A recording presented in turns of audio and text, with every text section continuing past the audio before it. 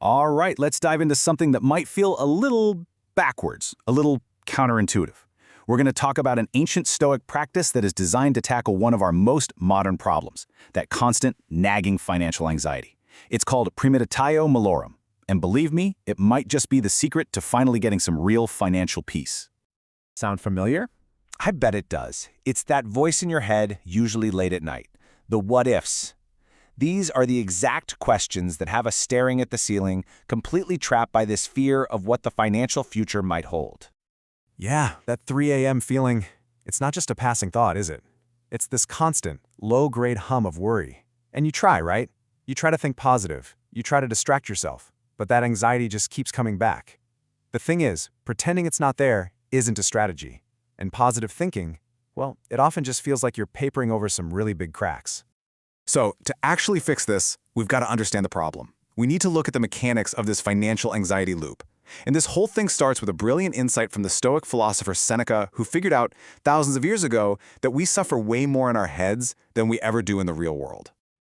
Just let that sink in for a second. Think about it. How many times have you worried and stressed about some financial problem, and the worrying was 1,000 times worse than the actual event? You spent weeks agonizing over a market dip, but then your portfolio recovered. The real pain wasn't the event. It was the stress of imagining the disaster. And here's the playbook for how that suffering works. It all starts with a fuzzy, vague fear. Something like, what if I lose my job? And because you don't have a specific plan for that, the unknown just blows up in your mind until it feels absolutely catastrophic.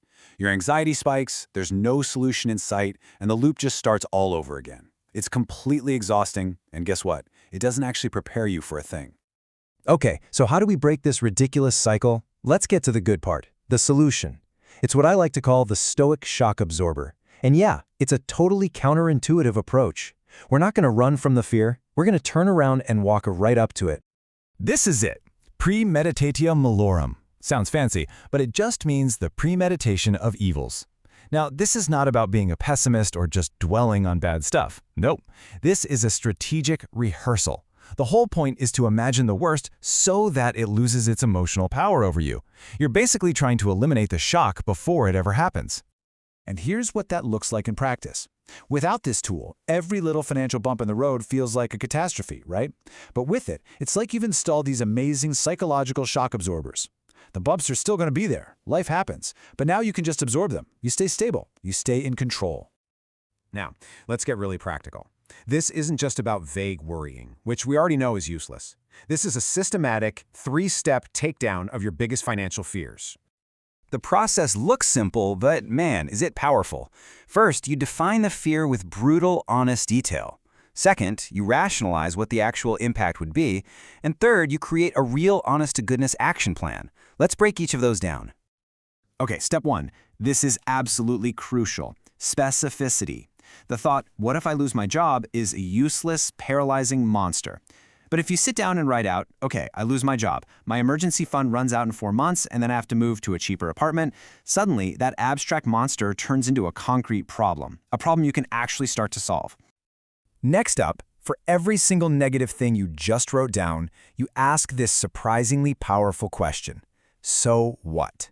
So what if I have to move? You know what? I'll still have a roof over my head. My family will still be with me. This isn't about being dismissive. It's a serious exercise. It forces you to realize that even the worst things you can imagine are survivable, and they don't touch the core of who you are. And when you do that so what test, you stumble upon this massive Stoic realization. You start to see that things like money, your job, even your house, they're what the Stoics called preferred indifference. Yeah, they're nice to have, but they're not essential to your core self. Your character, your integrity, your ability to think. That's the real stuff, and that stuff remains completely untouched by any external loss. Okay, theory is great, but let's make this really concrete. Let's actually build an action plan for one of the most common financial fears out there, just to see exactly how this method turns sheer panic into a manageable process. And just like that, the vague fear of losing your job becomes this: a clear, manageable table. You know the early warning signs to look out for. You know exactly what you do on day 1, in week 1, and even 3 months later. All that anxiety has been transformed into a simple to-do list. And this right here is the psychological payoff. The anxiety you feel from a vague fear, through the roof. The panic you feel during an unplanned event, also through the roof. But your anxiety level when you actually have a plan, it's dramatically lower. You've already done the hard work. So when, or if it happens, you're prepared, not paralyzed. So let's zoom out a little bit. This is about more than just a practical tool. It's about a deep shift in your mindset. Because the real goal here isn't just managing fear. It's about completely redefining where our financial security actually comes from. You know, most of us live with this common belief, I'll finally feel secure when I have X amount of money in the bank, but there's always a reason to worry about that number. The Stoic truth is that real security is internal. It's the unshakable confidence in your own resilience, in your own character, and that's something a market crash can never, ever touch. Seneca didn't just think about this stuff, he actually practiced it. He would purposefully live with less, eat cheaper food, just to prove to himself that he could handle it. And afterward, he'd ask himself, really? This is the thing I was so afraid of? True confidence doesn't come from avoiding hardship. It comes from proving to yourself that you can handle it. And that really brings us to the core of it all. The ultimate goal is to systematically, intentionally replace worry with preparation. That's it. You take all that useless, anxious energy and you redirect it into productive, proactive planning. And when you do that, the transformation is pretty profound. You go from having that constant, low-grade anxiety to a deep sense of financial peace. You go from avoiding planning to being proactively prepared. You go from feeling helpless to feeling empowered and truly resilient. And not because you're suddenly rich, but because you know deep down that you can handle whatever comes your way. So I'll just leave you with this to think about.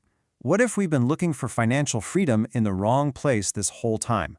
What if it has absolutely nothing to do with the size of your portfolio and everything to do with the quality of your preparation?